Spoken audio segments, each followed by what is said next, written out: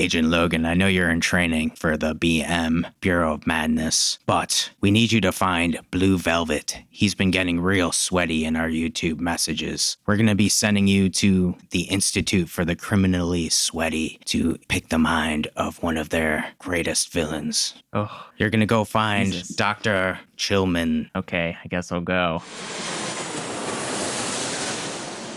I'm Dr. Chillman. It's my understanding Agent Kevin has sent you in hopes to converse with the Institute's most notorious, high-profile resident. Mind you, he no longer refers to himself by his government name. He only answers to the name Bearclaw. Jesus. He is a monster, pure psychopath. From a film critic's point of view, Bearclaw is one of our most prized assets. But before I allow you to see him, you must promise me you will follow my rules explicitly, yes? Yes, so. Under no circumstances should you ever share with him your Letterboxd ratings. We had a staff member tragically delete their account. They rated the Little Rascals only 2 stars, and that's really all it took to set that psycho off. Never, ever conduct personal screen time in his presence. Keep your notifications on silent. He will sniff out what you're watching like a fucking bloodhound. He is a notorious shit poster and has gotten multiple content creators canceled. If you value their art, don't show him it. Lastly, don't go near the glass. Never speak ill of cosmic horror. I made the grave mistake of speaking ill of the Ninth Gate, and now he will not shut the fuck up about Halloween 2 and how nothing happens in it. Did he not see the first one? Excuse me. Right this way, if he starts trying to seduce you with 11-hour film analysis on Ari Aster, just redirect him to his television. I have The Crow on a forever loop. It's the only thing that neutralizes his bullshit. I think that seems pretty fair. I will leave you to it then. God, did not sound that fun, huh? God. Hello, Logan. Hello. Is that Mountain Dew and Florence Pugh I smell? Seems like it's been a while since you've seen Florence. Bearclaw, we need your help to find the elusive Blue Velvet. Quid pro quo, Logan. It'll cost you a dark star. Or giving you a dark star, Bearclaw. Your taste in shitty movies like Happy Death Day are deficiencies I'm willing to ignore. Just so you know, there are little ears listening to us now. Hey, Dr. Chillman, fuck you. Halloween 2 still sucks. God, here's the case file on Blue Velvet. It's his Letterboxd reviews. Oh, this pilgrim has journeyed far. Gummo, 4 stars. Pink Flamingo, 4 stars. Titanium, 5 stars. It's Titan. The one about the women? Oh, but you have to ask yourself, Logan, what does Blue Velvet covet? Oh, sorry. No. Yeah, you gotta ask yourself, you sure you want to find this guy? Because I don't know. This is some strange shit even for me. I mean, just looking at this, I can tell you right now, this is Nathan. You don't have to go on anything big thing. It's definitely Nathan. Just Nathan? Yep. So you are afraid of something else.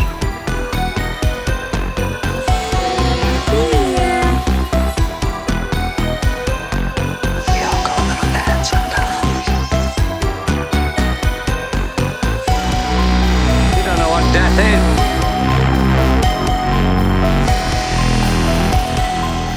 Be afraid. Be very afraid.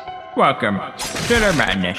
We are the Mouths of Madness, your new favorite podcast for horror movie reviews. We're coming to you live tonight from the Dungeon of Doom. This is our episode 66 on the 1991 The Silence of the Lambs.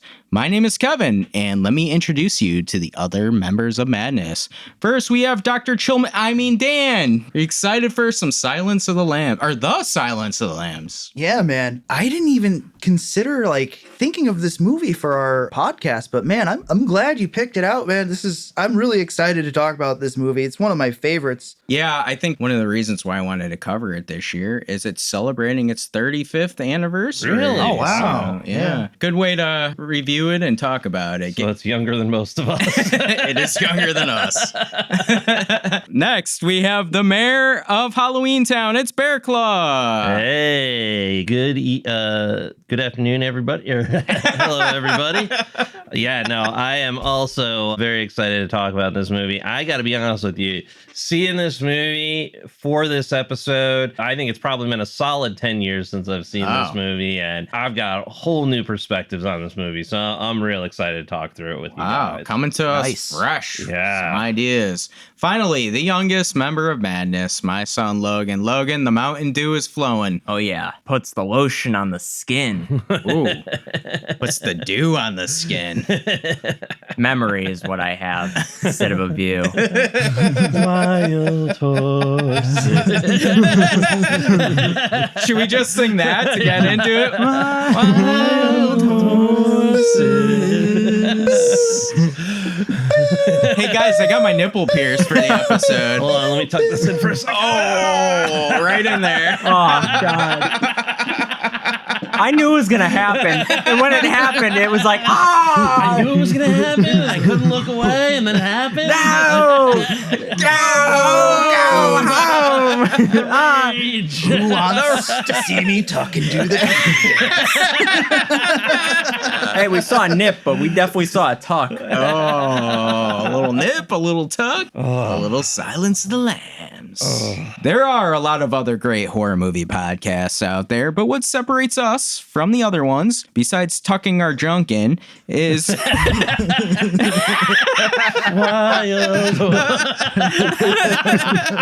I'd fuck me.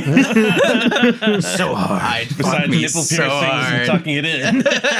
What separates us from the other ones is that we're going to be giving you the older versus younger generation perspective. Myself, Dan, and Bear Claw were all born in the 1980s, while my son Logan was born in the 2000s. So this is the clash of the generations. Gentlemen, without any further ado, dance with your genitals tucked in.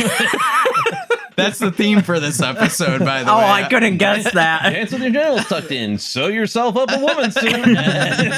Apply the lotion to your And skin. apply the lotion evenly. Eat his liver with some fava beans and a nice Chianti, and let's dive into the madness. Have you tried that?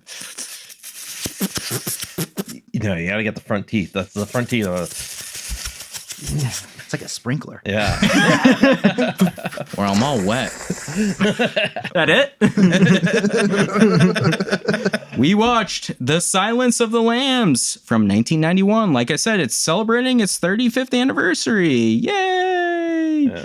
It was directed by Jonathan Demme. Screenplay by Ted Talley, based on the novel The Silence of the Lambs by Thomas Harris.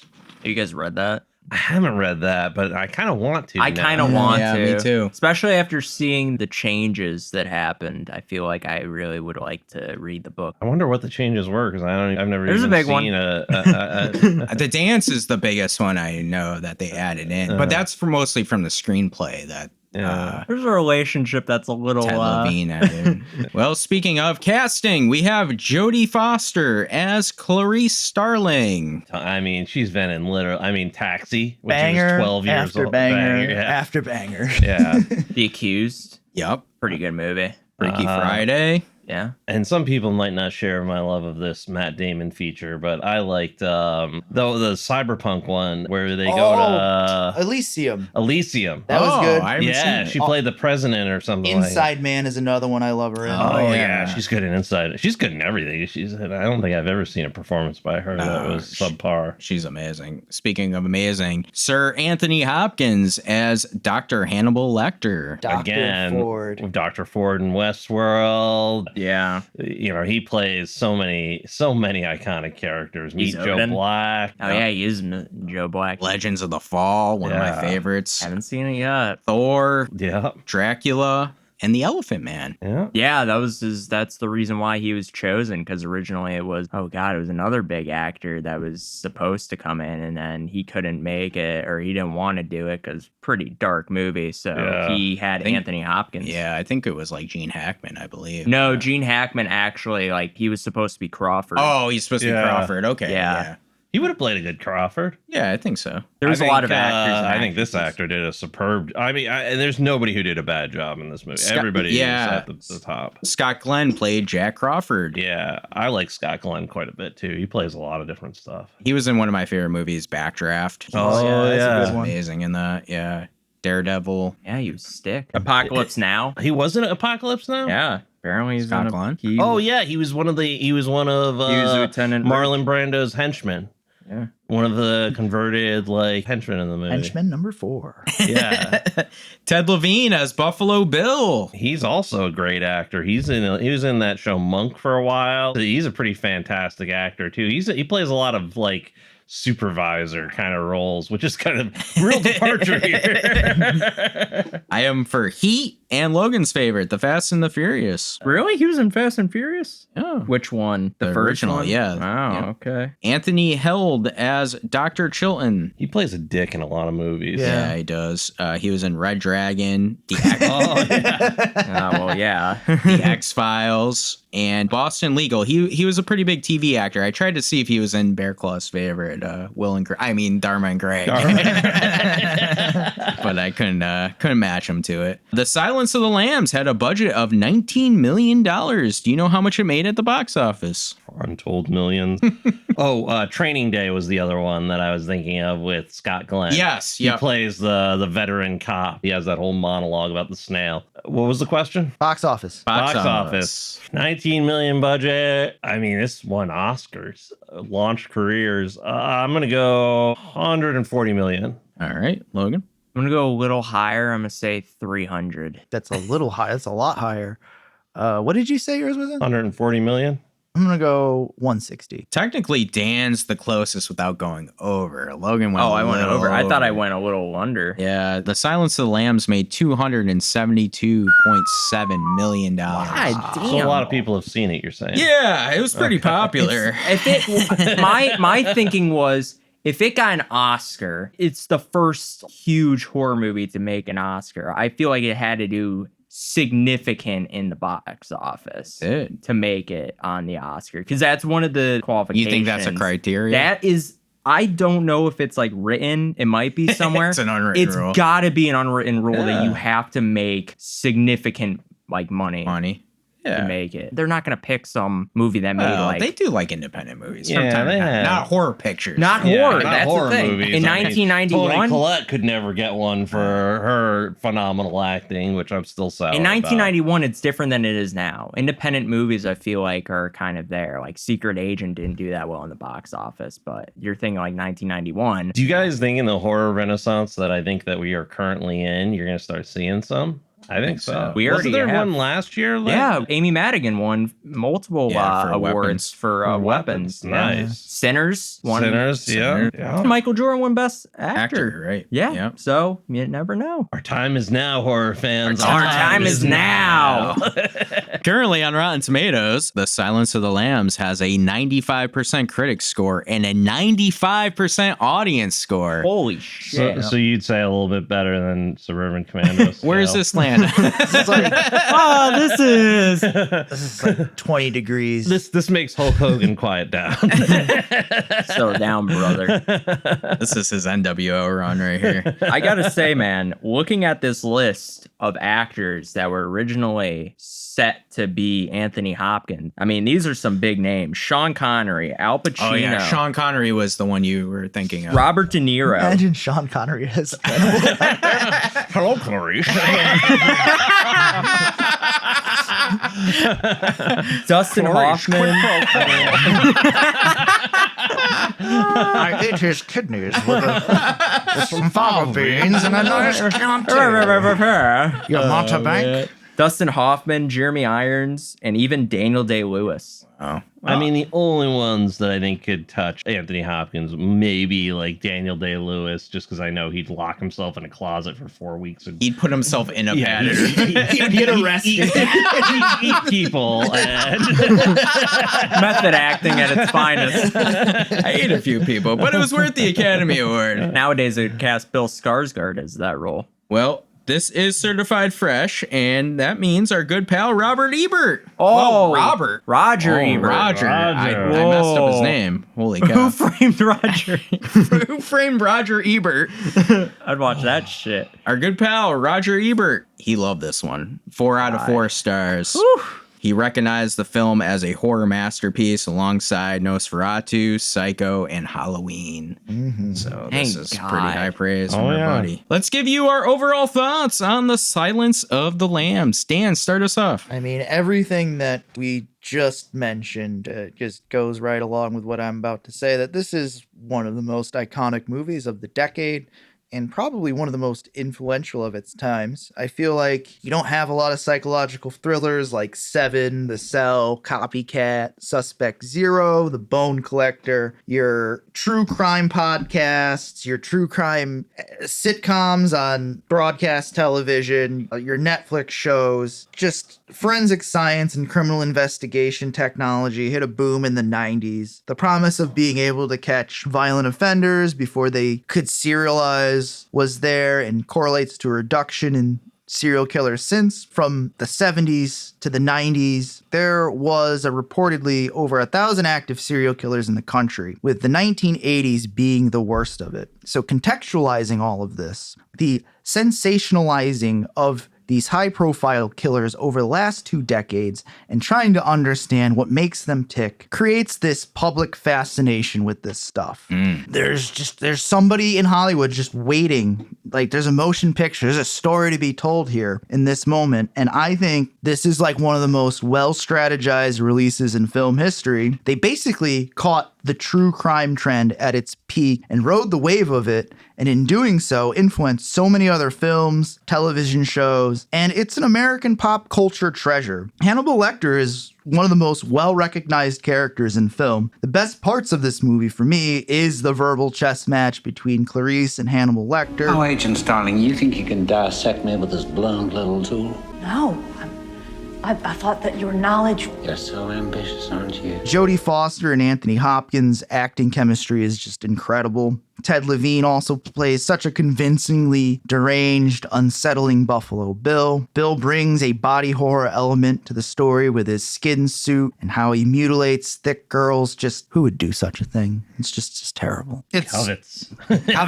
Covets. It's such an attention-getting movie and keeps you invested in the story. I love this movie. It's like a fire. You start it and you can't stop it. Let it burn. It's like a 5-alarm blaze. Yeah. I'm going to first start talking about a couple other movies first and then kind of work my way into this. This is just kind of my stage setting here. I will talk to anybody all day about Silence of the Lambs. I will talk to anybody all day about Red Dragon. Also a phenomenal movie. Amazing. I have not seen Manhunter yet, but Brian Cox as Hannibal Lecter. I can't wait to see it. I haven't seen it yet, but I'm very excited How many to see people it. can you name from Manhunter that were also in this movie as well? There's so many. Oh, yeah. It's crazy. I will not talk to anybody about Hannibal. Hannibal does not exist. I refuse to acknowledge its existence. Julianne Moore. Julianne Moore is a fine actress. I love her. I love Especially Anthony in Boogie Hopkins. Nights. I love Ray Liotta. Oh, yeah. I do not love Hannibal. That movie is dog water to me, and I'd prefer if it didn't exist. Silence of the Lambs is just so awesome, and I think everybody's seen this. I kind of came at this movie this time with all new perspectives on its themes, because when I first watched this movie, and I've watched it many times, but up until the most recent watch, I was even a little perplexed about why this was on our books before I watched the movie. But I said, I was like, it's not really a horror movie. It's more about serial killers. I don't like serial killers. I don't like true crime. I just have never understood the fascination with serial killers, because I see them as cowards and just those scum. They're psychopaths. I mean, I'm sure they have something wrong with them, but I just see no value in sensationalizing the real serial killers. Right. I want to be clear, they're just the scum of humanity. But this movie, as I was watching it this time, I saw so much more. I'm excited to discuss it with you gentlemen. I mean, I've got a lot to go through here, so this is just kind of me kicking it off. But Awesome. I want to tie in my thoughts to what you were saying about serial killers, because this is the trifecta for us on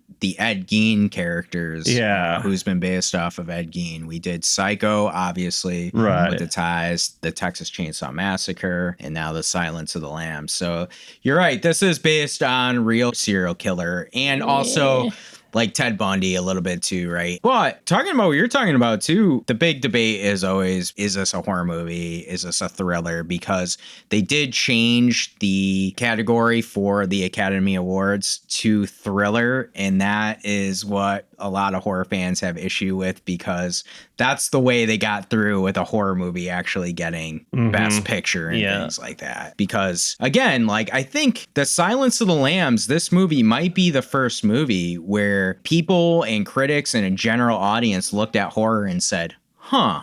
Yeah, no, Like, definitely. It's not lowbrow like we thought it was. We're still not happy with it. Like, we're Right. still dirty, still Sure. taboo. But there's some pretty good stuff in this movie. For sure. There's some great performances. Anthony Hopkins, Jodie Foster is amazing in this movie. Like, you can feel her as the audience just in her performance in everything. Like, you're kind of going through the roller coaster with her at times. And that's why I love it. It is a very character driven psychological horror movie. And I think this is a horror movie because we are talking about some pretty fucked up things here in this movie, but the way they do it, it's like an art form, really. And I think that's what's awesome about this movie. I think it does deserve all the accolades it has. This was the first time I've watched this movie in a long time. I haven't seen it in 10, 15 years. It's been a while. Same for been me. a while. Same for me as well. Yeah. I remember when I first watched it, I knew it was a big time horror movie. One of the things I'd always heard was about Hannibal Lecter. Like, he's one of the greatest horror villains of all time. So when They count him as number one on all the lists I've seen. Well, I mean, there's something to be said for that. And when I watched it, I was thinking maybe of him being more center stage in this. He is a big character, but I was thinking like this was going to be more like a slasher idea where he was after her. And so when I first saw this, I was a little disappointed with the direction, how it went, because I was expecting something else. I know I liked it. I know I appreciated it, but I wasn't like fully into it. And then like my next rewatch, that's when I really got it and was like, okay, I mean, I get this now. And what you're mentioning now is the genius of this movie is how they were able to balance out Hannibal Lecter. Because I mean, Hannibal Lecter is such a massive character in any setting, really. Yeah. Clarice is as important as Hannibal, as is James Gumb. This movie, it does something that I think very few movies did before it, and very few movies have done after it, of creating this balance among characters, which is just seeing it. I mean, it's just art. I mean, there's not any other word for it than just beautifully executed art. I mean, and one of the things Dan had said too is how influential this movie is, and it is. You see it in everything, and I think even modern horror takes a lot of things from this movie too, because horror can be different things, and this movie shows you that it doesn't have to be all gore and everything like that. It can be something darker and deeper. Oh yeah. And I mean, I knew about Hannibal Lecter years before I saw this movie. I saw this movie probably when I was like 17, 18 years old. Yeah. Hannibal Lecter was in Looney cartoons, Simpsons, Everywhere. like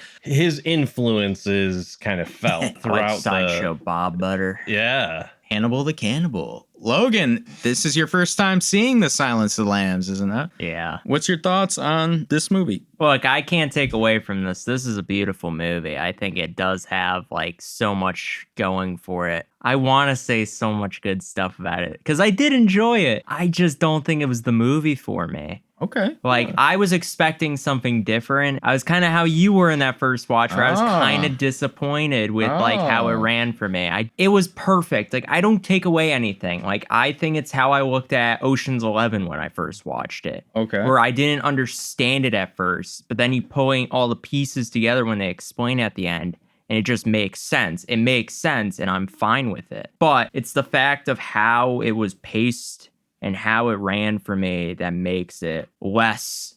I just look at it less than like an outstanding movie. I think there are movies that we have watched that are just perfect. Halloween, Black Christmas, Alien. Those movies I think run perfectly. And this is almost there. I just think there's just something not Not clicking for you. Nah. Well, that's fair. The characters, though, are great. Jodie Foster is straight up an X-Files episode. She is literally Scully. Yeah. Crawford there is literally Skinner. I love Skinner in the X-Files. And then you have the reptile bros there. They're pretty much the lone gunmen. And you have a great villain who almost kind of feels like the smoking man. Betcha X-Files took a lot from it. X-Files took a shit ton from this. Yeah. Let's get into this movie. The opening, we meet Clarice, and Hello, Clarice. Good evening, Clarice. and she is in training mode here. She's an FBI trainee, correct? Jack Crawford sent a trainee to me. Yes, I'm a student. Like Right. that's- She is not a full-fledged agent. Okay, I gotta say, right off the bat, I didn't know how I felt about that. Yeah. I You wanted felt- her to be an agent? I or- wanted her to be like almost a full-fledged officer. Grizzled veteran. Oh, okay. Kind of on her high horse in a bit. Okay. She thinks of them as bear claw things, where it's more of not like that, but Right. there's like a little bit more to it where I think her character could have been she looks down on them a little bit, or she doesn't feel like they can take okay. anything from it, and then they send her out. Well, one of the things that I think they did really well in this movie is one of the themes throughout it, and right back to the moth, is transformation. Yep. I think it's incredibly brilliant that they started her at the beginning of her career, Oh, because yes. in some other movies that shall not be named, they started her like towards the end of her career. If they had made a sequel to this, which they never did, fortunately. So Yeah, that sucks. Julianne Moore I don't know, that just never Yeah, happened for her. She'd be perfect for that. But this whole story is a story through and through of transformation. Yep. That's a good point. Yeah, I didn't think of that. Because by the end, she is a full-fledged agent, a senior agent, right? They kind of promoted her. And how has all of these experiences changed her, and who has it changed and who has it not changed? That's also an interesting perspective too. If I could also add to that, I was kind of in a similar thought process, and I was looking at like the literary nature of the film. The title of the film is The Silence of the Lambs, and with the backstory of her like being orphaned and having to go to the ranch there and witnessing lambs getting slaughtered and everything, like in a way, it almost reflects her as this doughy-eyed, innocent woman going into this field, and with like it's the male predominant field,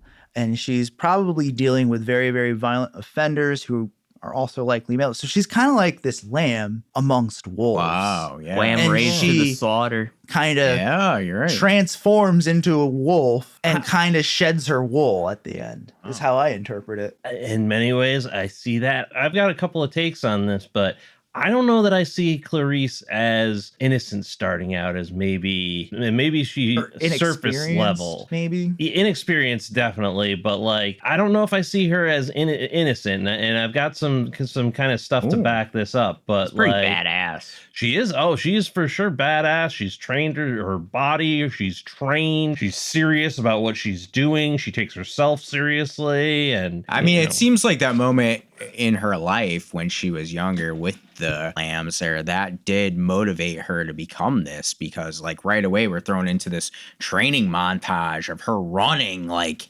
it's almost like she sees herself as that little kid running with the lamb, and like, if I could just be stronger, more. I thought if I could save just one, but he was so heavy. That's what I take out of it. Like, she she's wants to be like this hero. Yeah, She right. wants to be the savior. Yes. Well, it's because she's dealing with the repressed trauma of seeing something happen that she can't change. And that's what's really causing her to do this. Because if she can play her cards and put herself forward and change something, it can probably ease her trauma of seeing these defenseless creatures. And that's how she takes this into control, by kind of like acting against this villain that is doing these nefarious things. Like if she can save these poor defenseless women, she herself can And she can empathize Heal. with them. Yeah. Yeah, Can and she heal. can empathize with them. And what she wants and what she gets, though, might be two different things. And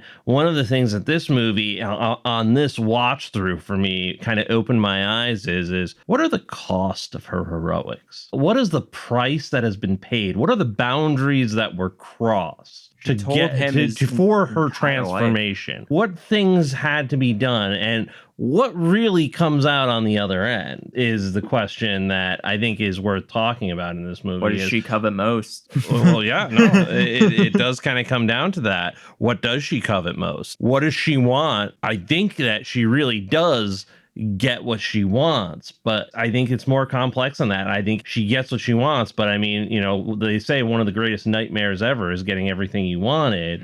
And it's not even her personal nightmare, but what was the cost of her getting what she wanted? Yeah. High functioning depression is a hell of a drug. Yeah. I mean, Yeah. basically, folks will push themselves beyond their limits. When they feel like they're about to give up, they fucking double down and go harder. Yeah. And like sometimes you get in that space, you don't like want to give up on something. You just keep powering through it. I think that's one of her superpowers in a way, is like you mentioned, like with her transformation and everything. Like I think her transformation started at childhood when she lost her folks. And Yeah. Yeah, especially her father, yeah, because there was that whole funeral scene. Yeah, like bringing back to that. I think, though, going off of that, from the very beginning when we see her running, it's almost how she reacts, how she moves. I don't know if you guys saw it, but her eyes are very gray in the beginning. Like they're almost like she's Lifeless. just like, it's not lifeless, but it's almost emotionless. Yeah. She doesn't really care about anything but this goal, because if she focuses on something else, she's distracted. And that's how she moves this entire movie, until she talks with him and she starts to get real distracted. Well, she wants, and you know, back to her story, she wants to save the lambs. She sees herself as the guardian, the protector, the one who, you know, she couldn't do anything on the ranch, but she's going to give herself to an institution that will then give her the power. It'll elicit her power, because this entire movie you can see from the male perspective, almost her perspective they show through this scene of her having to deal with many empowering male forces. Yeah, and The male gaze is huge in this That's movie. what I really came away with this watch, is noticing that and how it's a lot. she is a badass here. Oh yeah, she's Ripley in this. Yeah, freaking she is. movie. Yeah. She is one. She kicks should be ass. considered one of like the best female I consider her. protagonists in horror, because Oh, for sure. she is in a male-dominated field here, and what she has to go through just on a day-to-day basis, just simple, like you said, Logan, like the male gaze, right? And it's on not her even all the like time. local cops too, because I know that's they do that a lot in media with cops and feds, where the local cops feel Yeah, it's a power struggle there. But it's not just that; it's also with like the cadets looking at her while she's running, people looking at her at the airport, people looking at her everywhere. She's just a pretty face. Even when she goes to meet Dr. Lecter, what's his name there? Barney. Dr. But- Chilton says, Yeah, and every guy in the movie like hits on her at some point. Yeah. Even the bug guy tries to take a swing.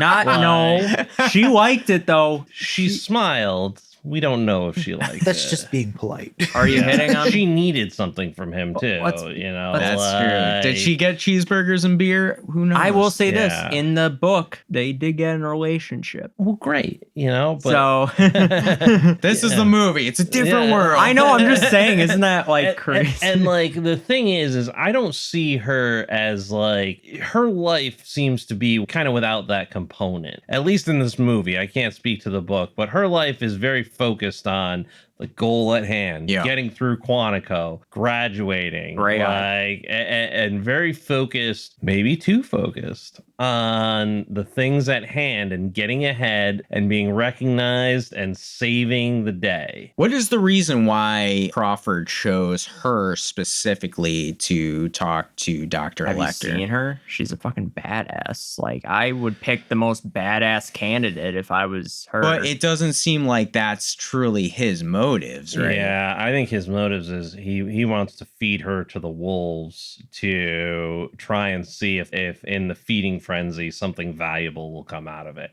It's one of those things That's what I where was it's thinking like too. I think it's one of those Like things sacrificial lamb. like a sacrificial lamb. Well, kind of like it's like the board is frozen in like a chess game or something like that. Somebody's got to do something. Somebody's got to throw some chaos into the mix. I think he took Clarice specifically out of class because she had the intelligence to be able to do it, and she had the willingness to do it, and she fit. I mean, these people are all psychology people, right? So I mean, he was searching for somebody that ticked a certain number of boxes for him, because Crawford's no dummy either. Right. I mean, Crawford's he taught her classes on psychology and Right. behavioral psychology. She was behavioral probably psychology is his star specialty. student. So I mean, there were boxes he wanted to check. He probably couldn't find an agent that checked all the boxes, so he was like, "Let's look at the incoming class." And Not then a he lot of remembered female one of his- agents. There's a lot of male agents that are seen. I The think only there's a other certain- female. That's what this movie also did in real life, was it boosted FBI agents for females, you know? Good, yeah, that's great. Do you also think that maybe he picked her because maybe sending a woman would appeal to Lecter's intellectual vanity? That's what they said a lot in the movie. Crawford's very clever, isn't he, using you? Pretty young woman to turn him on. It's very much implied that sex was a big part of it, but I will say this. I don't think that was Crawford's main thing, was sex. I would agree with Logan on that. I'm sure it was a nice to have in the checkbox. I don't know that It wasn't top priority. it wasn't his. top priority. He could have picked anyone, I feel like. I kind of wish they went more on. Quentin said it, or whatever his name is, the dick Well, there. they said that Hannibal hadn't seen a woman in like 10 years or something like Dick that. had said it, where he's like, he hasn't seen anyone in 8 years. He doesn't keep up with her after he escapes for no reason. Just saying. That's true. I'm with you. And there's also the painting of her with the lamb. And so, I think that's an aspect of it. I don't know that it's the entirety Oh, of no, it. definitely not. I mean, but I'm saying that you can. It's that's in one there, detail for you sure. can kind of Again, suss out. I think it's just she was his star student. She was probably the best in the class. Like, she seems pretty focused. He needed someone that was well enough in their own work to do this Logan, on top of it. I want to believe this. I do, but Well, Crawford- shady stuff. here. Crawford seems like I'm You gonna. think he's on the up and up? No, I think Crawford cares about her. Okay. I think Yeah, he does. I think see a so. very protective. Yeah, he kind of does. Like, I don't see him there. throwing off fatherly energy. Not He's fatherly. He's throwing off teacher. Teacher who's looking maybe for a little bit more. Yeah. I think everyone kind of was looking at her even in that. I think Hannibal Lecter kind of sees it, because you really pay attention to like what happens. Like, he actually sets the FBI up and sends them in the wrong direction. He puts Clarice in the right direction, because I think he sees also that like Clarice is kind of a means to an end for this guy to break open a case and make a name for himself off of her work. As well. It's like full exploitation, from like trying to groom to like using her work. I feel like he's just completely trying to use her the entire time. Oh, I think for sure. I think Crawford sees her as a means to an end. I don't think he cares about Clarice Starling, the person. I think he cares about Clarice Starling, the FBI agent, and how I can use her in the context of the institution to get to the institution's goal. It ties into kind of what you were saying before about like, what did she have to go through? What was she subjected to achieve, like, in her mind, her personal goals of getting through the academy, becoming an agent, and being the hero? I don't know. I feel like Crawford, not the fatherly figure, but I do feel maybe he has feelings. I don't know. I feel like Crawford was more, he sent her because he knew she would do the best thing. He knew she was down and dirty, and also I'm pretty sure he knew, based on her fighting in that gym, like she could throw hands. Handle herself. I think he also knew that she was fully bought into the institution. Yeah. That he is also yeah. he understands the Control thing. institution in a depth that she cannot, and he understands how the mechanics of this work. I mean, she's just coming in, because this is also, as much as it's a story of transformation, it's also a journey, right? And it's a journey of her coming into this machine that is the FBI, and she gives herself to the machine. He's a component of that machine, good, bad, or otherwise, and she is just so dedicated to this. He understands that she is like, I mean, she's a perfect candidate. She checks all the boxes. If I was in Crawford's place, I would probably have sent her into Hannibal Lecter too.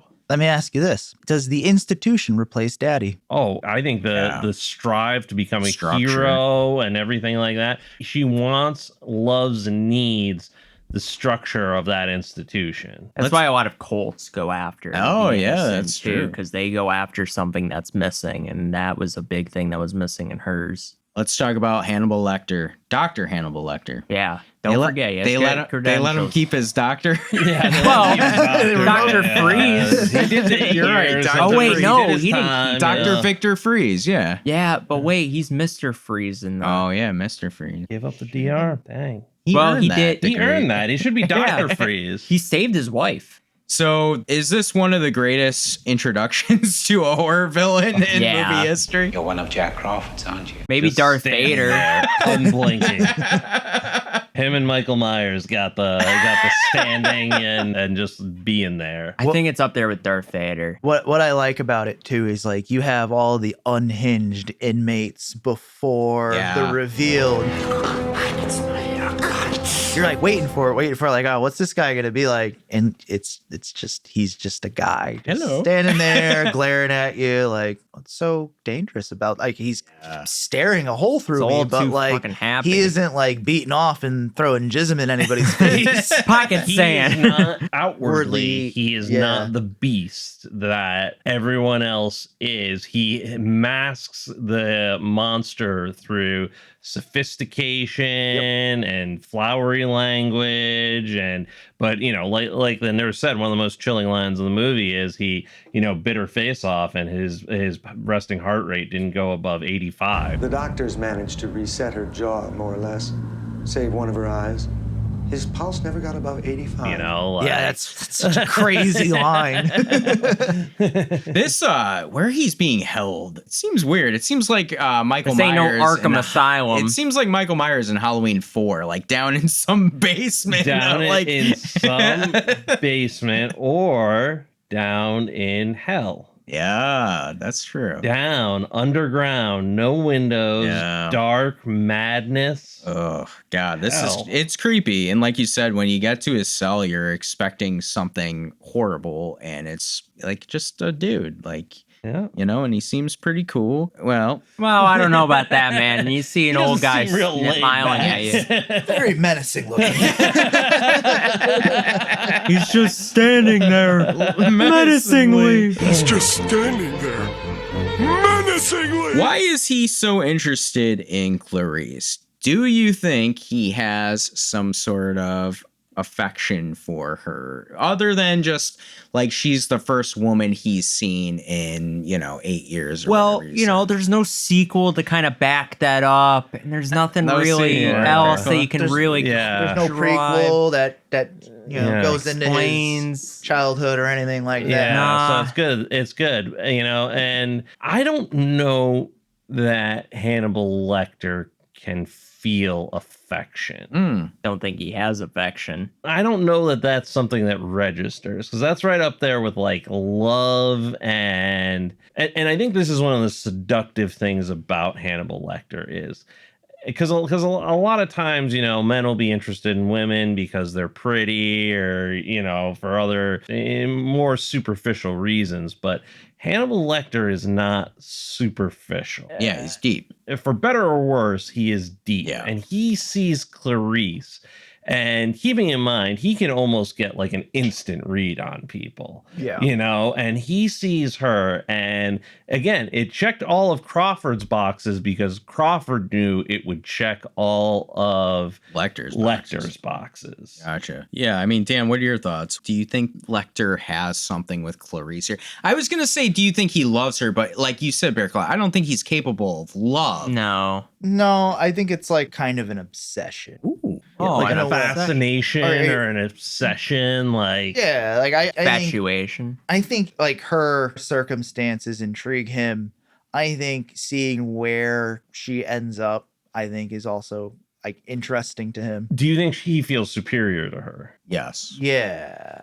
No, in a weird way, he almost treats her like an equal. And like in some circumstances, he treats her like an equal, but then in other circumstances, he doesn't. He's playing with his food a little bit in some instances, but then sometimes there's like this real connection between them. He's kind of like a cat playing with a bird almost. I feel So you think he's playing a little game with her? He plays the game that fits him the best and that benefits him the most. And I think the way they play with it with like the first interaction is such a deficit compared to the interactions later on in the movie, because they just keep rising in a way that makes it even more interesting.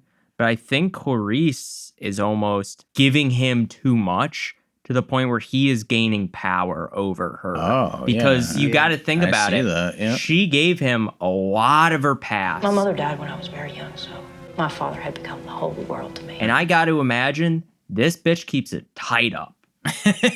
This bitch knows more about she her ain't than going to no anybody. therapy. Here's one of the newer themes that has to do with exactly what you're talking about when she gives him a lot of stuff. So one of the themes that kind of stood out to me on this watch of the movie is forbidden knowledge. Yeah.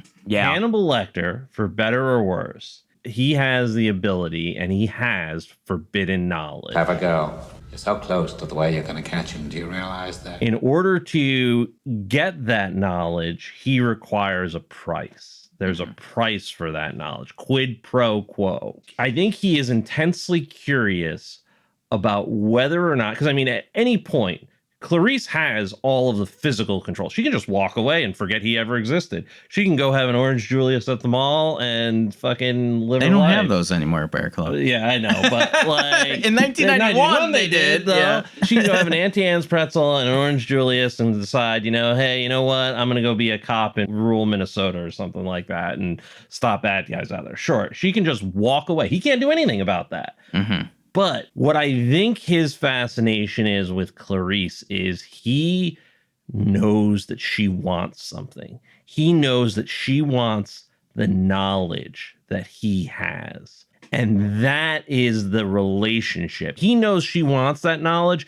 He has that knowledge, but he wants something from her. He wants a cost for that knowledge. It's more of a He wants cost for price. her than it is for him, because for him, it's too easy to gain. Because all you have to do is give up your private stuff. But is he giving anything to you?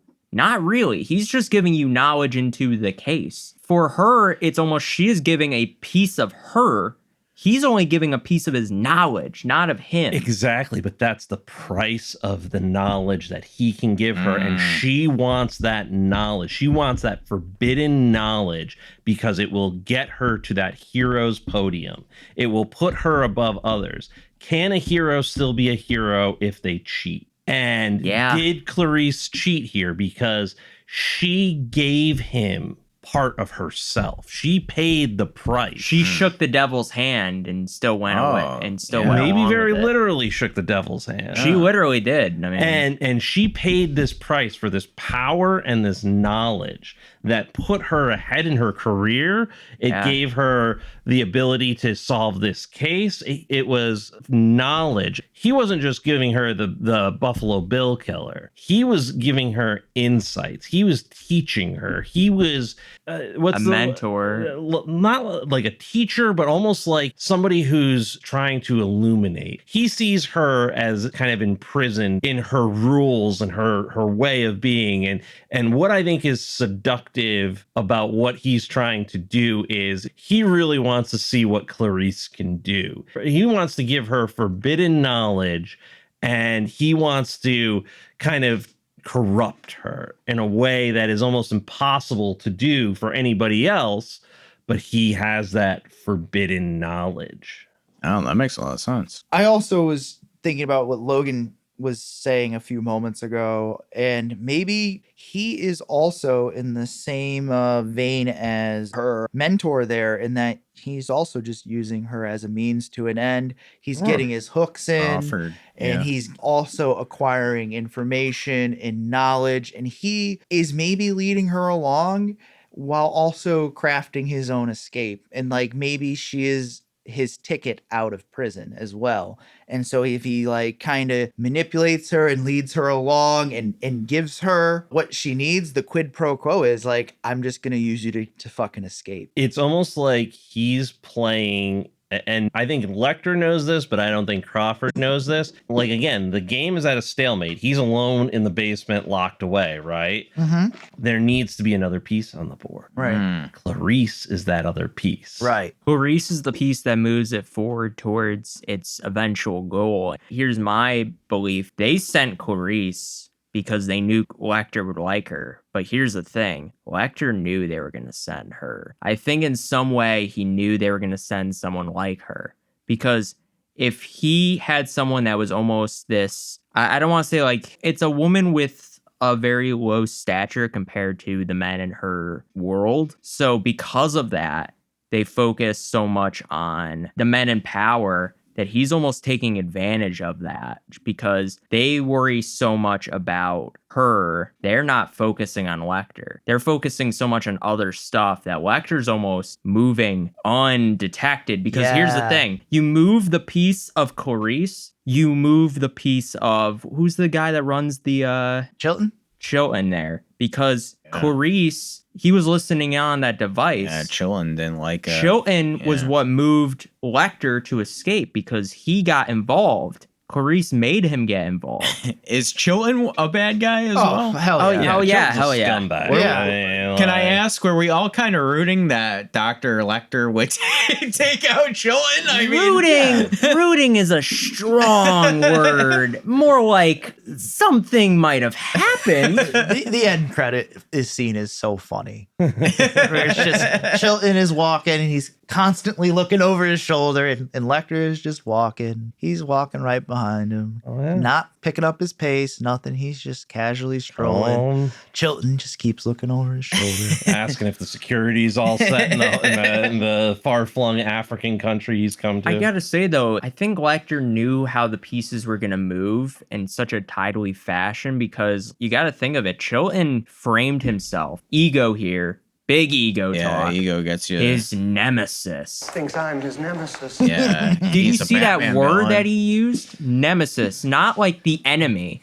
Most people would use the enemy. He sees me as the enemy. Like fathers to teenagers almost always use, or parents to teenagers, they almost use, oh, they see me as the enemy. He uses nemesis very freely. It's not a word that he freely uses. It's more, he feels that's how Lecter sees him. Yeah, he's a Batman. Lecter knows this, uses it against him, and uses Clarice to move the piece of Chilton closer to him so he can get him to move him closer to the escape. I think it's just a powerful for sure move by him. Let's get to Buffalo Bill. We meet him. He kidnaps Catherine here. PSA, please. Do not help a man lift furniture into his sketchy van. Well, they say that's how a lot of that's Bundy one of the used to do things it. is like a lot of people will rely on you being polite or helpful and your good nature, which is again, this is why I don't even like to dive into real life serial killers. They're just the most despicable pieces of shit. Like, But it's like common knowledge. Like it happens in the Black Phone too, with like a creepy van. Just stay away from those people, please. yeah, I don't care if you're a man, woman, child. Please stay away from these people. But he throws her in that van and away we go here. What I picked up on this time that I didn't pick up on any other time, and I'm going to admit my ignorance here, is he is making skin suits of these women that he is kidnapping, right? Yeah. And so that's why the lotion is in the basket. Places the lotion in the basket. Because he needs them to keep their Moisturize. skin nice. Keep their skin nice, Yeah. and he needs them to lose a little bit of weight so that it's a little pliable. So that's why he's getting like bigger women too, because Yeah. he needs their skin to be. Yeah. Like Lecter says, it has nothing to do with Sexuality. attraction or sexuality. It's Yeah. kind of like, you need a certain color cow to make a certain color jacket kind of thing. It's just brutal to think about, but that's... Well, he was also saying that like it's more or less like a serious self-loathing issue where Yeah. he's just not even like happy in his own skin and he wants to just disappear and be a different person altogether. Yeah. Here's my big question. Does Buffalo Bill get a little overshadowed in this movie by Hannibal Lecter? I think they both overshadow each other. You think so? They take away from each other a little bit? Because let's be honest, I mean, you move on two very separate entities, you almost run into the fault of this movie, which is you are constantly skipping around, like cutting two different parts of this movie, trying to make this simultaneously like two separate horror. Because we obviously, there's obvious big movies like Seven that sets on one serial killer. Zodiac is another. We keep on the Zodiac killer. This movie is on two.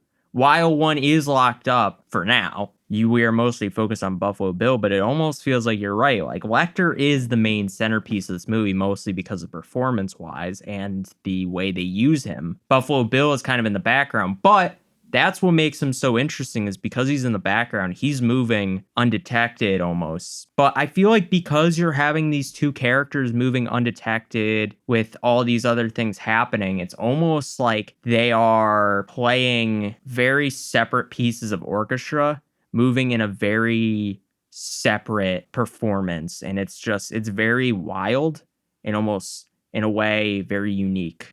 I see things a little differently in that I see Clarice and Lecter as the main focuses of the movie. I see more James Gumb as the engine of the movie, driving things forward. I don't know that they're as fully fleshed out. I mean, we needed to know some things about them, but the main purpose of Gumb was to move forward the story of Clarice and Lecter. Yeah. Yeah. Plot device. Did you like Buffalo Bill's reveal here of tucking his, what did you call it, bait and tackle? And yeah, his kindly old gentleman sitting on two wrinkled duffel bags. Yeah, I dance going on. dry heaved a little. You know how I detest organs. That thing you have there hanging like an obscene pickle. Spare me your anatomy. But I'll be honest, I definitely... It is like a memorable scene, though. I think it's very controversial because in like the LGBTQ community, it wasn't necessarily a positive view of that. But I will say the movie did kind of hedge its bets with a line that says, no, he's not transsexual. He's got some type of other savage pathology that really doesn't relate to that in any meaningful way. There's no correlation in the literature between transsexualism and violence. Transsexuals are very passive. Those aspects are not what are explored. They're not really explored. I mean, he had a male lover, all that kind of stuff. It's not the same thing as somebody who wants to pursue that lifestyle, or, I don't want to say it in an incorrect way, but I mean, it's something vastly different and brutal and not. He doesn't really have almost a sexual orientation or like a very he doesn't have a sexual undertone. They make it a point to make it not important. Mm-hmm. And just to kind of give you guys a little context of like the time, the Diagnostic Statistic Manual for Mental Disorders, the DSM, first iteration came out in like 1957. Homosexuality was considered a mental illness. Homosexuality actually wasn't completely stricken from the DSM until its fifth iteration, the DSM-5, which was published in 2013, is like the first manual that has homosexuality just completely not listed as any kind of disorder. So I kind of look at the character Buffalo Bill in a way as a affirmation that sexual orientation and, psychosis don't go hand in hand. And I think that's why there's like a lot of love, I think, for that character now in the movies, if I'm not mistaken. It's changed. You know what, though? That reminds me. Is Psycho the same sort of way, too, at the end, where they're not on the sexuality, right, of the character? It's like Bugs Bunny. I feel like where it's almost they play the part. It's not like it's not a sexual. It's not a sexual thing. It's more just the role they or an play orientation thing. and the way they move. Like, well, Hannibal says it best himself. Billy is not a real transsexual. There are 3 major centers for transsexual surgery. I wouldn't be surprised if Billy had applied for sex reassignment at one or all of them and been rejected. Billy hates his own identity, you see, and he thinks that makes him a transsexual. And he thinks that makes him transsexual. Mm-hmm. Here's another big question I have. Did Hannibal Lecter know who Buffalo Bill was this whole time? Yeah. He did. I think so. Because he says to Clarice in their first interaction that he saw the boyfriend as a patient. Am I correct? Yeah. Yeah. He had his head in a easy self-storage place. So who killed that? Buffalo Bill killed that guy? Yeah. The guy with the head, right? It was one of Lecter. Lecter must have had something to do with it or discovered the body or something. Yeah, because why would he have the head? Why would he know where the head was otherwise? Just chilling there. Yeah, because I was wondering that, like, I don't know. So he didn't even technically have to look at the records or anything like that. I mean, I'm sure he probably had a hunch and then he saw the records and was like, bingo, he's playing with her.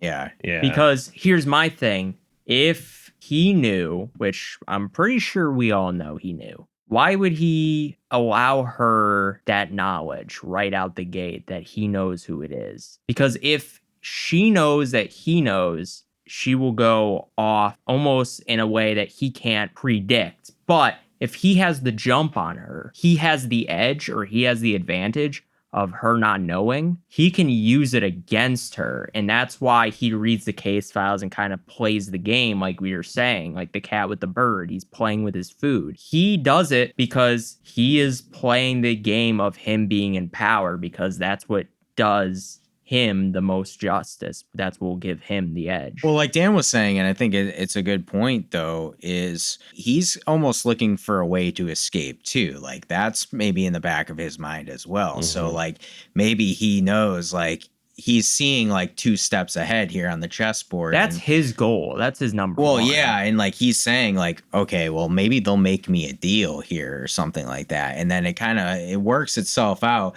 The deal is fake that he's offered here, but and Chilton actually negotiates a real deal. A real deal, right. And this like sets him up perfectly, right? He knew that and the deal was he knew fake. that fool was going to do something. Lecter does have a almost possibly also supernatural ability to a supernatural intellect, a diabolical intellect, if you will. Evil genius. Yeah. Yeah. We get to an amazing scene in this movie where Hannibal Lecter is in the mask. So iconic in that fucking yeah, it was a part of our Did you breastfeed her? Did you breastfeed her?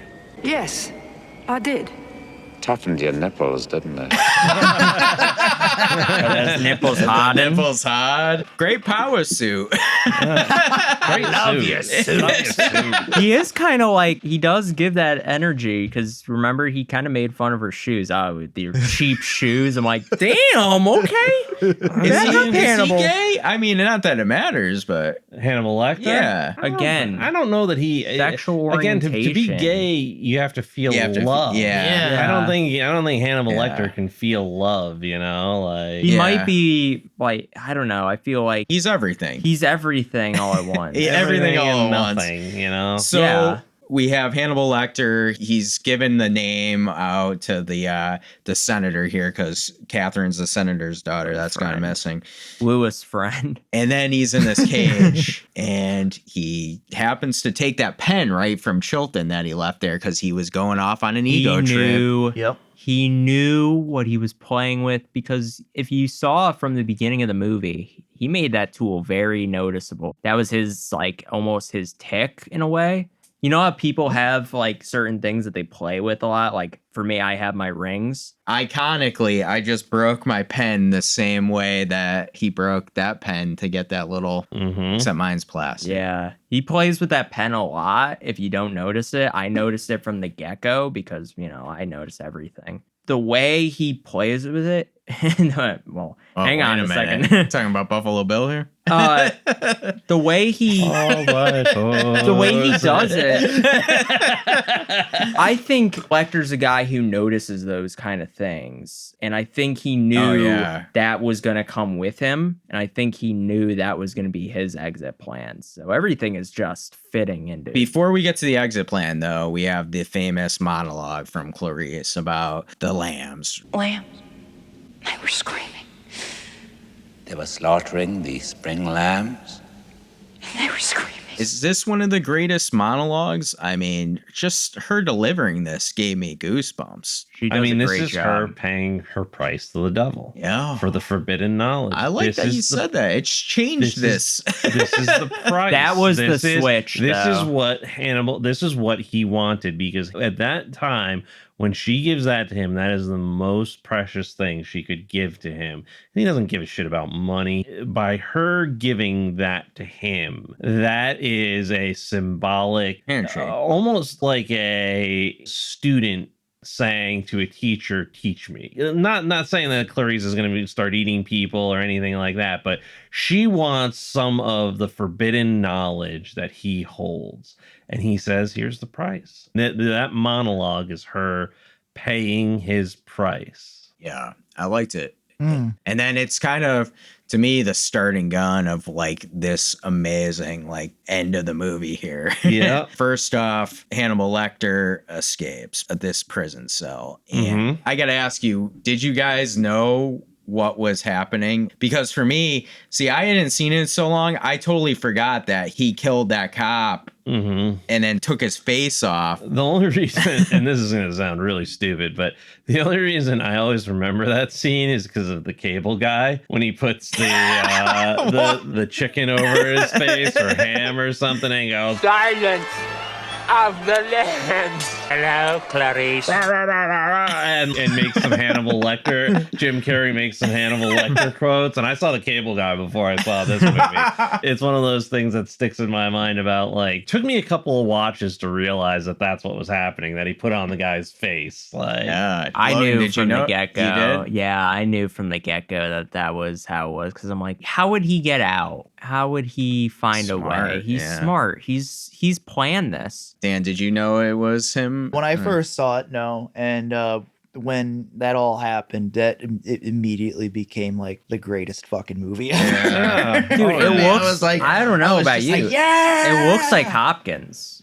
It does look like Hopkins. It just looks like him. So I'm like, that's just Hopkins in a face mask. There's another. Yeah, but like with all that, you got to keep in mind, you're watching it sitting at home comfortable. You were one of those police officers trying to figure out what the fuck is going on.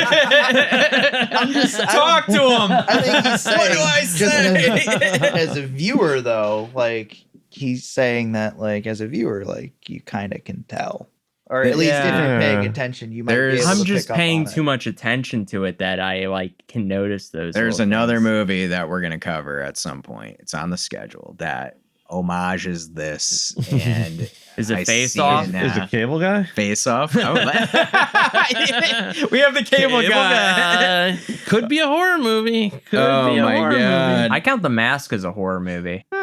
Yeah, so Hannibal escapes and he's off on the run, but we get Clarice and Crawford now at two different locations as the ending happens here. Crawford's on a C-130 gunship ready to fuck some shit up, and he's got the military behind them. Horses all ready to rock. I love how this is being shot. Oh, yeah, I love simultaneously, like misdirect. Oh, yeah, because...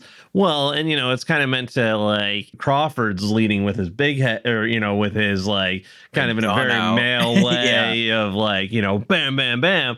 Whereas they contrast that with Jodie Foster or Clarice, who's using her empathy to find things. But what is she doing when she's doing that? Whose teachings is she following?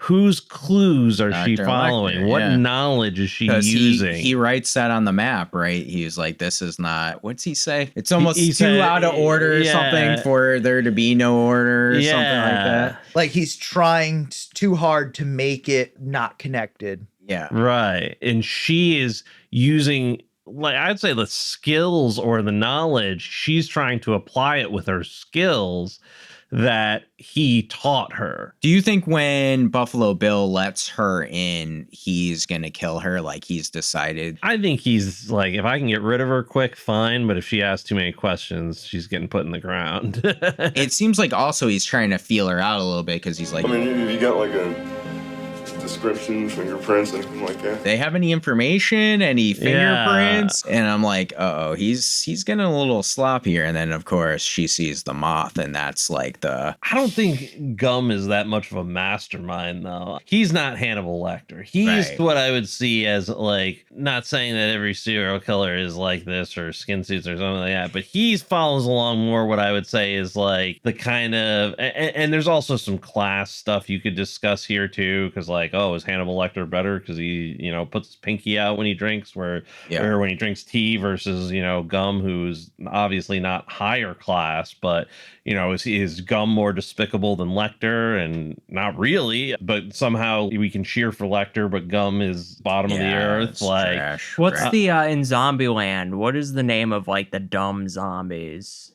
That's how I wouldn't say like they're dumb, but like they're in Zombieland, there's like levels to the zombies, like depending on how tough you are to kill. I feel like Gum is almost that, but the way he conducts himself, I mean, he obviously has plan. Like he knows what he does just because he has like a structure. he knows to how it. to cover up evidence. He knows how to, you know, leave just enough. And I see Gum as more like modeled on real serial killers. Yeah. What the reality of that situation.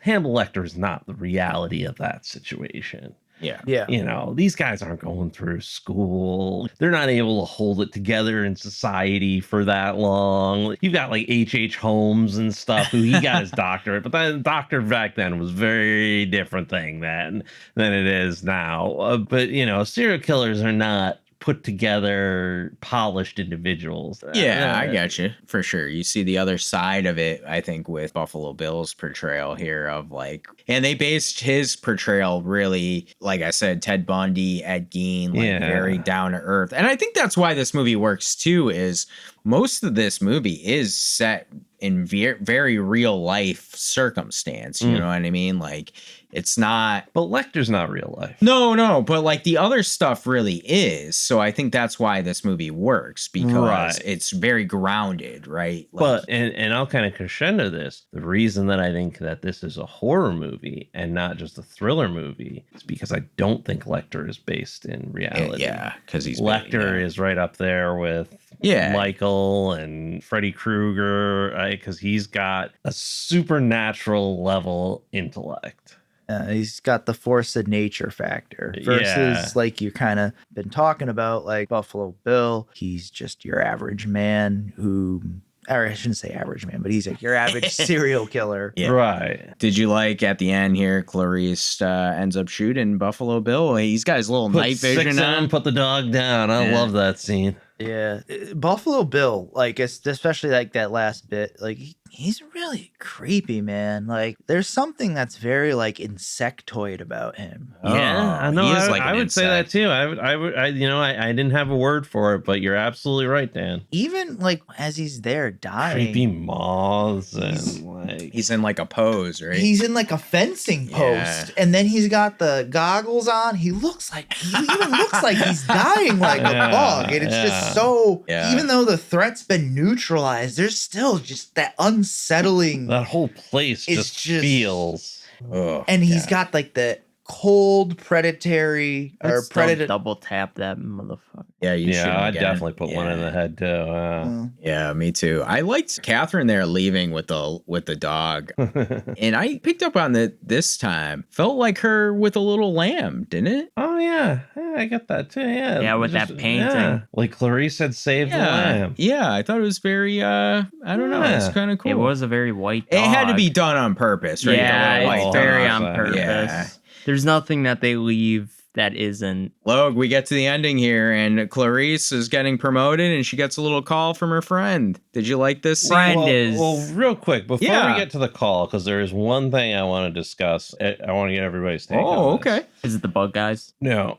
I love the bug guys, though. They were good. They were cool. They were chill, like them, would hang out, would have beer and cheeseburgers with them. What did you guys make? And this is the first time I noticed this in this movie, and I wanted to get your guys' take. What did you guys make of the handshake between Crawford and Clarice? Oh, you know what? I didn't even. They left it way too much on that. Where I'm like, they did leave a lot on it, but it was on purpose. What are your thoughts? I mean, because I didn't really pick up on anything other than I was a little bit stumped on it because I think one interpretation is that's like Crawford maybe seeing her a little bit more as an equal? Or maybe not even an equal, but as like part of the institution. She's finally crossed over the Rubicon, so to speak, and she's like part of the institution. But there's a lot of the male intimacy and touching and things, and the fact that Clarice extends her hand first and kind of I don't know that it kind of confused me a little bit, but it was lingered on for way too long. That's why I think that was significant, because it was lingered on. I feel like if it wasn't, it could have been a simple 2-second thing, but could have not even showed it. Just congratulations. You got a phone call. But there was an acceptance, maybe or like you served your purpose, or because it wasn't a hug or something like that. It was like a professional acknowledgement. I don't know. Maybe it's like his expectations just become completely deflated. Like there's no romantic possibility. Now that I'm thinking about it, and this kind of conversation got the juices bubbling, is she's dirty like he is now. Okay. Like, welcome to the club. With her now. Yeah. Now, I should say. She's dirty like he is. She's no longer the pristine cadet. Yeah. You have a deeper understanding of the institution and the things that we're doing, and you're no longer idealistic about our aims and what we do. You've seen the reality. You've been run through the paces. You're not been baptized into this. You're not idealistic about what it is anymore. You understand what we do. Wonder if it's just a physical symbol of what you talked about earlier with shaking the hand of the devil sort of deal.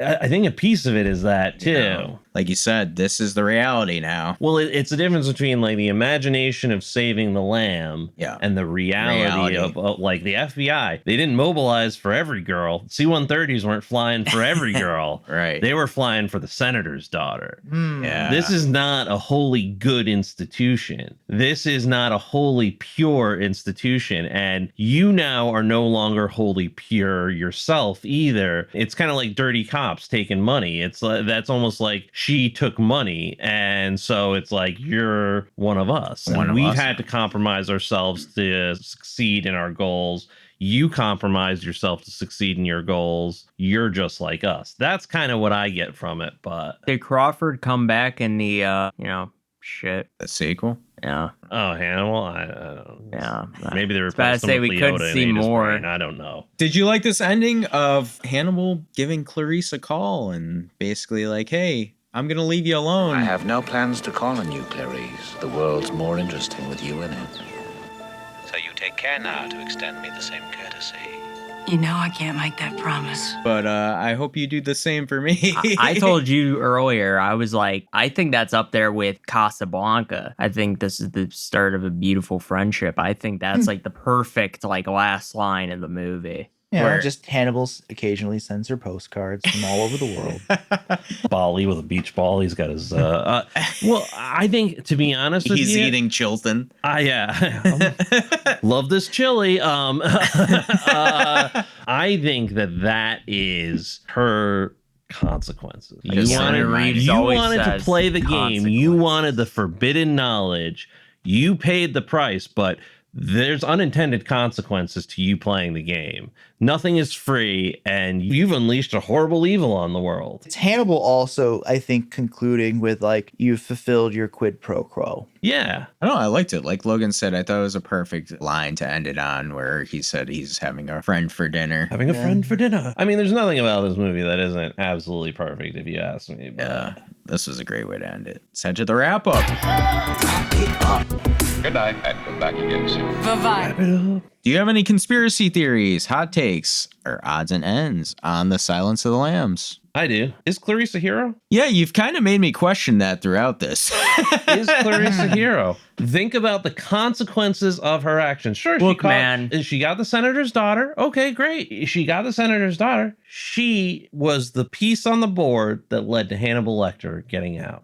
Look, man. Without her, Hannibal Lecter is in a basement. Yeah. What else can you do? You can be good.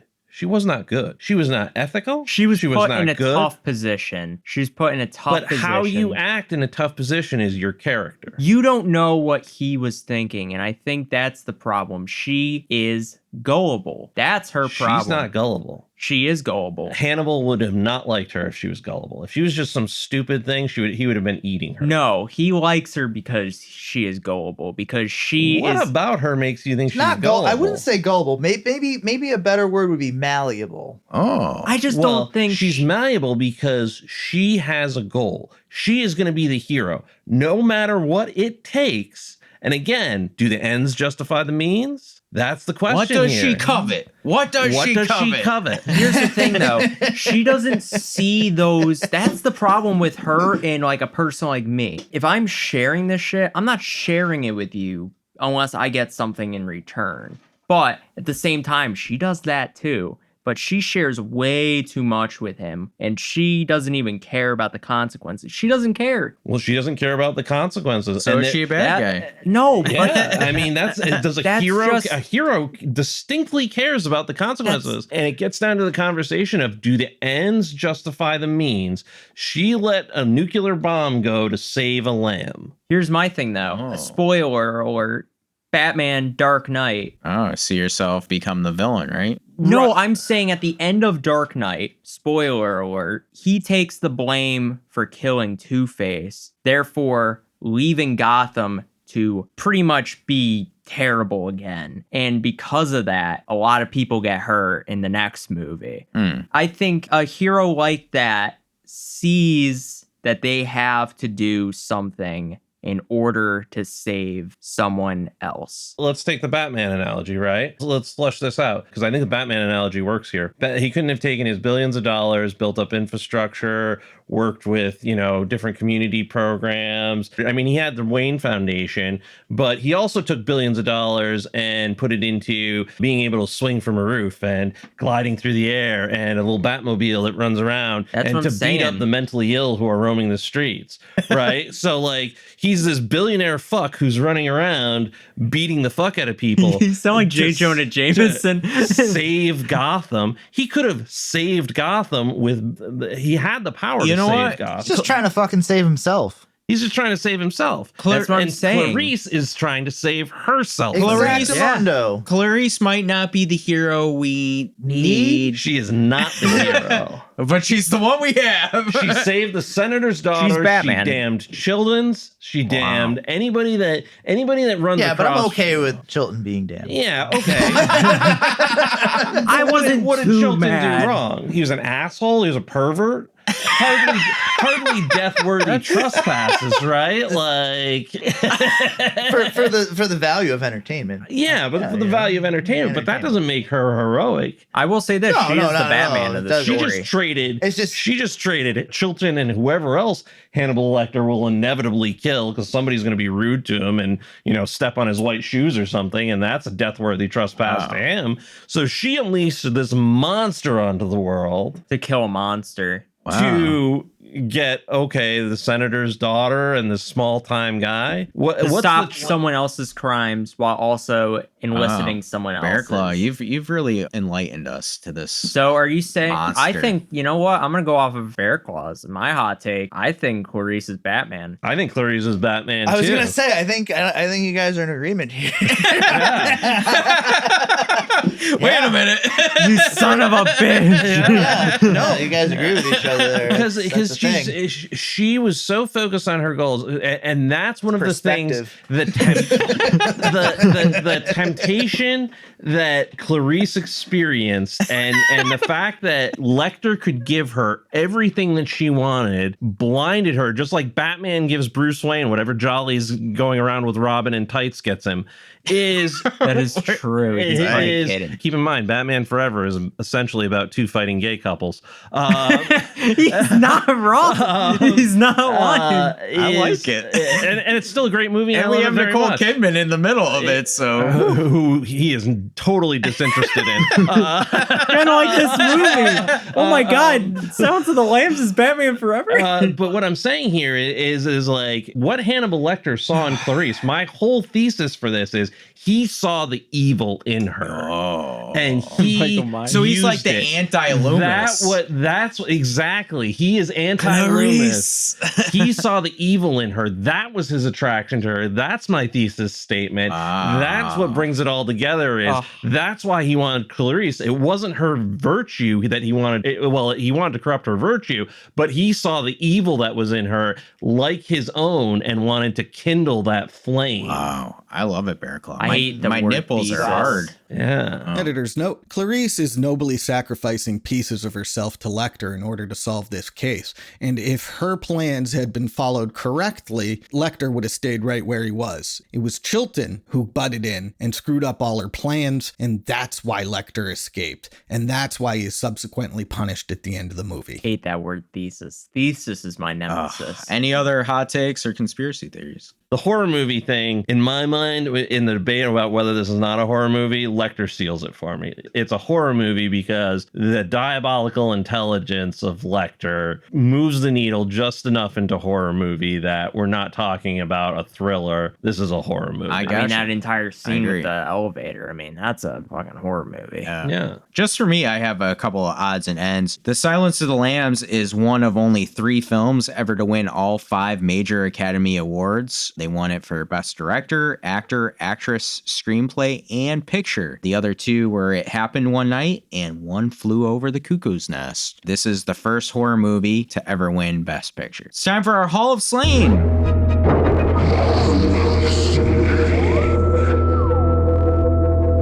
Our Hall of Slain are characters that have died in the movies we review that would help us get through and survive a horror movie because we are the final girl. Are there any characters from The Silence of the Lambs you would like to nominate? I will not take Buffalo Bill. I wasn't going to do that to you, Logan. I don't think there's really any. I think Hall of Slain is kind of dead. I think it's wiped. There's not really. It's too intimate of a movie. There's not enough characters to really. There's not a kill list. Yeah. Logan liked the Insect Boys. I want for my wing Pilcher and Roden, the Insect Boys. They would fit well with the Frog Brothers. They didn't die though. I have the Frog Brothers. They did not die in Lost Boys. I mean, if the man wants a couple of bug experts, I'm not going to grudge him on that. They remind me so much of the Lone Gunman. And you got, you want some gun? I mean, I don't care. Dan, what do you think? If you want to stuff him in the clown car, I'm fine with that. I love the Lone Gunman and the X-Files. These guys remind me so much of them. You're gonna take care of their bugs, though? We don't want them going everywhere. Well, it's fine because we need someone who knows a lot about certain things. And, you know, if we go into Gotham, there is a character called Killer Moth. We need to know a little. Yeah, if we turn. Have you read Batman Returns? Yeah. That's Dark Knight Returns? The Dark Knight Returns, sorry, yeah. That's the greatest comic book. All right, Nathan, hit the horn for Pilcher and Roden. All right. I would also like to suggest a member to the Logan Wing. I would like to nominate, and I think this will go well with the bug people, Precious. Oh, Precious could be a good ad. She's got a broken leg, but I'll heal in time. And she can, eat the bugs in the event that they get out of control, Yeah. She gives good kisses too. Yeah, she's a good snuggler. You know what? She fits perfectly in a basket. Hey, man, if we ever find someone who likes dogs a lot, we can use Precious's. Does the basket and lotion also go with Precious? Absolutely. All right, you got to Well, take it. I get like a whole Bed Bath and Beyond package. Yep. This is our care package for you, Log. Nice. Shave Josh could use some of that lotion. And I knew that was coming. She comes with the basket and lotion. Yeah. Oh, that's a good package. Yeah. I don't think the lotion will go unused in it's the a lotion. dog. I'd be a cruel, heartless bitch if I didn't take a dog and some lotion. That's Blue Chew, sponsor code Bear Claw. I ain't taking that though. All right, Nathan, hit the horn. It's time for our hook, line, and stinker.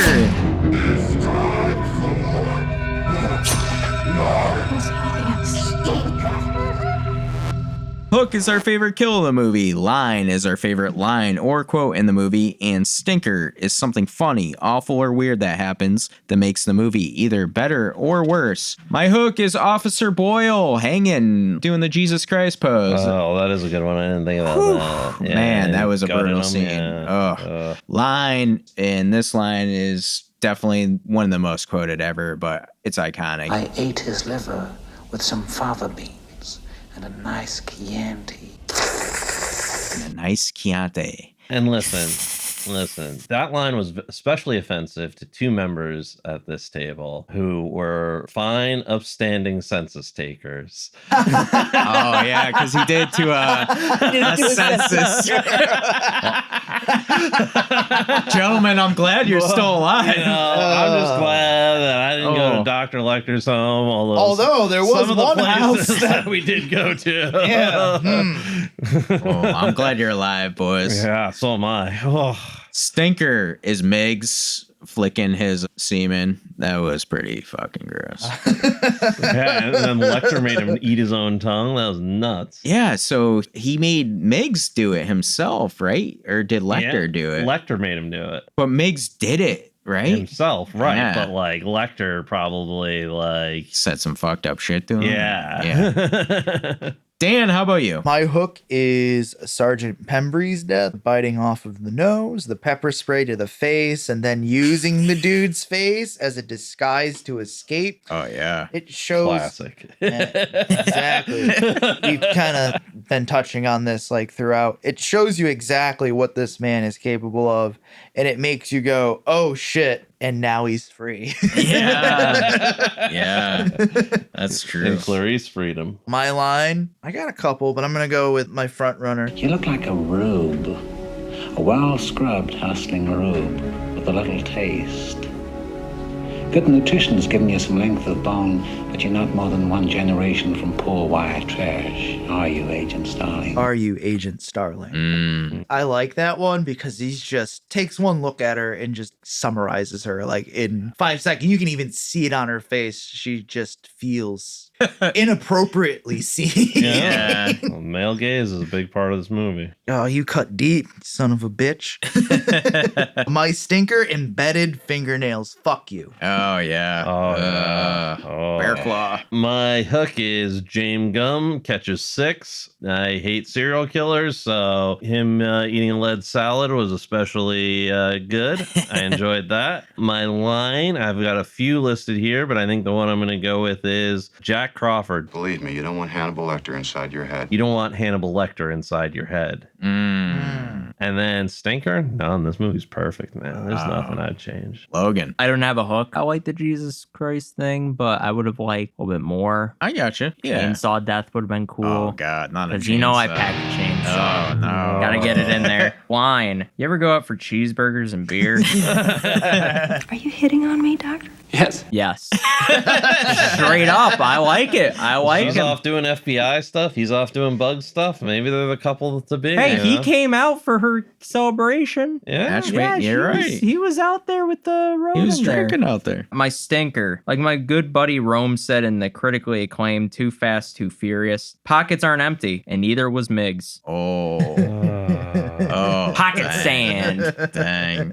I don't know what's worse there, the Fast and the Furious quote or the reference to Miggs. There's so much atrocity there. My eyes hurt. That's why he's a stinker. Any honorable mentions? It rubs the lotion on its skin, or else it gets the hose again. Or it gets the hose. Dot, dot, dot. Put the fucking lotion in the basket! Put the lotion in the fucking basket. Yeah, I love that as well. Oh, he's a monster. Pure psychopath. So rare to capture one alive. From a research point of view, Lecter is our most prized asset. From a research point of view, Lecter is our most prized asset. Dr. Chilton. I do really like the Chilton line of he's staying overnight in Baltimore. Oh, yeah. This can be quite a fun town if you have the right guide. You might need a tour guide. Oh, yeah. He was poor Clarice. I like how he's like, I think I'll do fine. Well, we're on to our final rating. They're gonna rate the movie. Well, will they rate the movie? The killer is great, the victim sucks, the survivor is in between. What was that? If this is your first time listening, we have a 3-tier rating system. Killer is the best and is worth 1 star on Letterboxd. Survivor is the middle tier and is worth a 0.5 star on Letterboxd. And finally, the dreaded victim, which is worth 0 stars. We also have the ability to use our dark star once per year. Each of us can raise or lower our overall star rating on a movie by up to 1 full star. Bearclaw and Logan have already used theirs on the Happy Death Day episode. And you want another one from me, Bearclaw. You sick son of a bitch. It's what I want. It's the price of knowledge. It's what he covets. It's what I covet. For me, no surprise. This is a killer, a 5-star killer. It's iconic. It's influential. This is like one of the movies of movies as far as like iconic scenes, iconic moments, iconic lines, iconic performances. I really think that this is one of those movies that deserves all those Academy Awards. Everything lived up to the bill for me. And it's one that I think I want to rewatch more often because I really appreciate it more and more now that I'm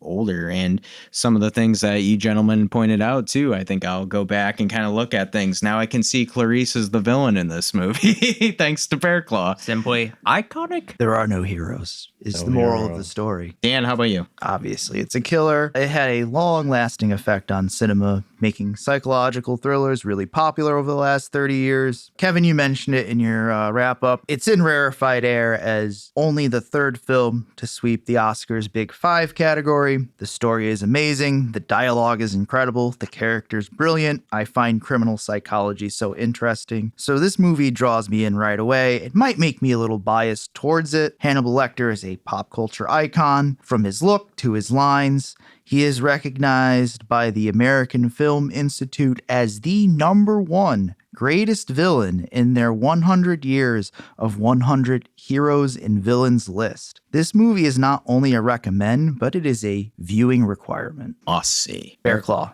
Victim. Fuck you, Ebert. No. No, Ebert coming out of the cage like Jason. So and much Hill. I loved. I'm taking something you loved. This is my chance. This is my chance. No, Bearclaw's revenge. He can't hear you, Bearclaw. He's dead.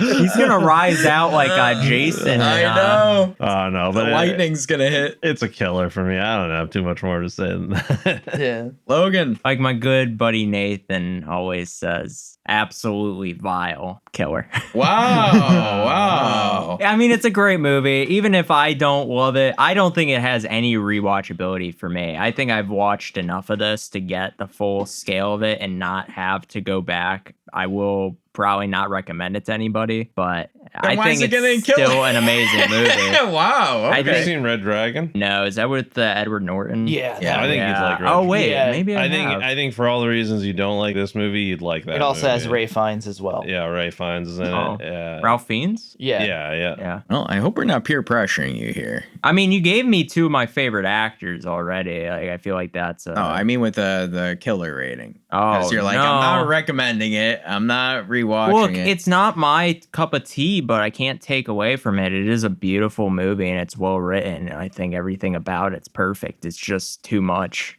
I gotcha. Well, Nathan, our producer, gave his rating. and he said it's vile. No. That would be awesome. He said much of Silence of the Lambs is just a series of conversations with a ticking clock in the background, but the writing and acting are so good that every word within those conversations feels compelling and important. Of course, Hannibal Lecter is the character everyone talks about, but Clarice Starling is equally amazing. This movie deserves every bit of praise it gets. Killer. Well, gentlemen, another totally killer for us this year. That makes 3 with Alien, Jason Lives, and now The Silence of the Lambs. I have an announcement. I will be using my Dark Star to add another star to this movie. What? Wow. Cool. 6 stars. A 6-star banger. Our first 6-star in the history. Fireworks are going off. Oh my God. History of I Mouse. was curious. I wanted to hear what everyone's final rating was going to be. I was like leaning I towards kind of wish Dark I had left my Starring. rating victim now. Very cool. You don't want that on your permanent record, I wouldn't though. want that on my conscience. That'd be a I'm mark not on your Clarice. record. I know. You already have one of those. That's awesome. A 6-star. Diabolical Dark A 6-star movie. We gotta get the Sharpie out and add that 6-star. I'll have to put in the notes of Letterboxd. Plus You 1. find Dave Meltzer. It's not the Tokyo Kevin, Dome. you can make it 7 stars like Dave Meltzer. He gave Omega Okada 7 stars. I think I'm gonna say mine because we have Secret Madness coming up. There's a lot of. I wouldn't save my Dark Star for that. Murky waters. Yeah, we're coming up to some pretty rough Now I will say waters. this: when it comes to Secret Madness, we've been very together on our rank. We also asked you, our audience, for your thoughts on The Silence of the Lambs. From _Natalie _ truth be told, I haven't watched it since I was 10 years old and have had no interest in doing so. That's fair. I was did 10 and watched that shit. I did talk to Natalie and I said, hey, you got to rewatch this. So maybe she has. We'll see. Don't count your chickens or count your sheep, I guess. From Modern Monstrous, it is absolutely criminal that this won awards as a thriller and not as a horror when it is clearly a horror. There's nothing bad about this movie and I will not elaborate. Killer with a side of fava beans and a nice Chianti. Dissect That Film Pod. This is absolutely a killer. Hannibal Lecter is not just one of the greatest villains of all time, but one of the greatest characters in cinematic history. The autopsy scene still makes me uncomfortable because of how real it felt, especially knowing that it was an actual actress laying on the gurney. I've talked about this movie so much, but it never gets tiresome. Can't wait to listen to the group's thoughts on this cinematic masterpiece. And finally, from Out of the Darkness Productions, absolutely a killer. Thank you all so much. If you want to comment on any of the movies we review, go to our Instagram at mouths.of.madness or email us at thepatentedroom@outlook.com. Before we end the episode, we want to embrace the madness and let you all know what we've been up to. This week, I watched The Devil's Rejects for Straight Jacket Talk. Dan actually came on Straight Jacket Talk as a guest and we reviewed The Devil's Rejects. So if you're interested in checking out what we think of it, go to our YouTube channel and check it out. It should be up there soon for you. Dan, how about you? Like you said, we covered The Devil's Rejects, but along with that, kind of mentioned it on our Straight Jacket Talk. I also recently started watching the new X-Men animated series on Disney Plus. Yeah, I watched the original one back in the day, Saturday morning Fox cartoons, and man, they keep the same theme and everything. I know. It's wonderful.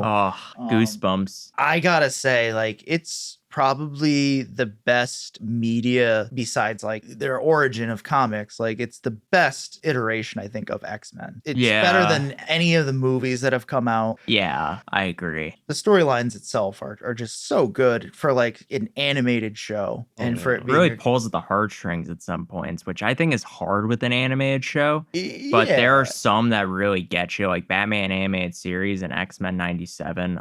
They actually have like their human characters just in an animated form. There's a human element to it that's, it's not a cartoon. What always made X-Men good is that you got to remind yourself, like, even though they are superhuman, they live so long as humans that it's almost like they care so much, the creators care so much about delving into like the almost realism of our own world while also bringing back that comic book kind of action. And I think X-Men 97 does that. I dance it perfectly. For sure. So yeah, I've been enjoying that. And I like that it's like we talk about how like some shows are good being dropped all at once. And then there's some shows that are good weekly episodic. And I think weekly episodic fits the format. That very, fits very it well. good. Yeah. I'm not really mad about that. That's all I would say I got for today. Bear Claw. I have been starting a rewatch of The Fall of the House of Usher. Why have you been doing that? Well, Bear Claw. Why have you been doing that, Bear Claw? Oh, man. The fourth wall broke. Fourth wall broke. Why have I been doing it? Well, stay tuned and pay attention to our YouTube channel, and maybe there will be some future projects there around that. Oh. I love the tease. Teasing the tip. Tease. Jinx, you owe me a tip. No, I said it before you did. Wait a minute. What? I don't think even it's time want to go, Bear Claw. Let's wrap this up. Wrap it up. Thank you. Come again. Is that it for you? What? Are you? I'm done. Okay. The time of get the us home night. safely. 11:54 hit. Delirium. Okay, for my content consumed, instead of the usual movies and shows, I haven't really been able to catch anything. It's been kind of a dry spell with that. I do have my top 5 music that I've been listening All to. right, been give it to diving us. into the indie bands. Hear it. And you can write this down at home. I'm writing I would it down. recommend you write this down. Put it You on might remember the name. Put it on your refrigerator. Yeah. Christmas list coming Put it up. out there. So number 5, I have Mary in the Junkyard. They're All very good, like indie trio there. They have kind of a cool Soundgarden kind of vibe, which I Oh. kind of dig. It's Okay. almost chill, but in a way, like the lyrics are really like Soundgarden level, where it's very soul heavy. All right. 4 of Choke Cherry. They're a very good like pop kind of band. I think they're really underrated. I think their music should be recognized because they almost have a good sound. Their production is really solid. They just came out with like their newest album that was really good, and they're kind of just not, all of these bands are kind of not getting like big level yet. Number 3, I have an English band. They're Black Country New Road. All right. I would definitely recommend like this top 3. I would totally recommend, like, even if you don't fuck with the music, I think it's just, they're good. I think you should listen to them and try. Black Country New Road are so unique. Their songs, there's an album that just came out. I think it's called How Long. It's HOWLONG. It's really good. The reason I like it is that it's so many different things packed into one album, and that's kind of what I do with my music, where I kind of have a different vibe to each song. But their stuff is really unique, like really weird, that I'm like, oh, this is too good. Number 2, I've talked about them a lot. A Man Woman Chainsaw. I think they are super good. Is there a chainsaw in the band? No, but this is the reason. This is the reason why. No. No chainsaw bear claw. Not yet.